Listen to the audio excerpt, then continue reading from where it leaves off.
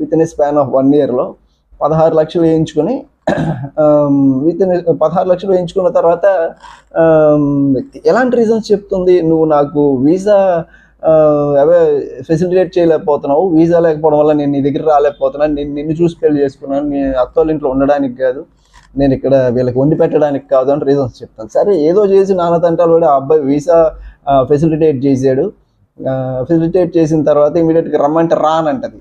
ఏంట్రా కారణం అని చెప్పి వాళ్ళ పేరెంట్స్ ఇంతకుముందే మన దగ్గర వాళ్ళు అగ్రిమెంట్ రాయించుకున్నారు కాబట్టి, I mean the prenuptial agreement. Sir this is the situations happening with ఆయన చాలా స్ట్రగుల్ అవుతున్నారు ఎక్కడ అబ్రాడ్లో ఉన్న హస్బెండ్ క్లయింట్.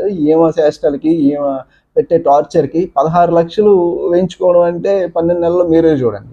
16 లక్షలు ఏం చేస్తుందో ఆమెకే తెలియదు, ఏం చేస్తుందో అనేది వీళ్ళకి ఒక క్వశ్చన్ మార్క్.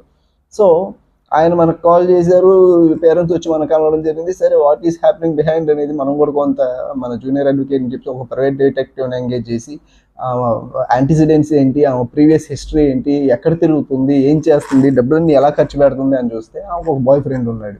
సరే బాయ్ ఫ్రెండ్ ఉన్నాడు, ఆడితో స్పెండ్ చేయడానికి actually she is not willing to go Australia. ఆమెకి వెళ్ళే ఉద్దేశం లేదు, అందుకే ఒప్పుకుంది ఇక్కడ చక్కగా ఉండొచ్చు అని. బట్ కాకపోతే ఆయన దగ్గర నుంచి ఫినాన్షియల్ గెయిన్ పొందడానికి బెదిరించి వీసా ఎలాగో తొందరగా రాదలే, ఆ వీసాని అడ్డు పెట్టుకుని డబ్బులు గుంజుదాం అని చెప్పి అబ్బాయి దగ్గర ఎక్స్ప్లాయిట్ చేస్తూ డబ్బులు గుంజింది.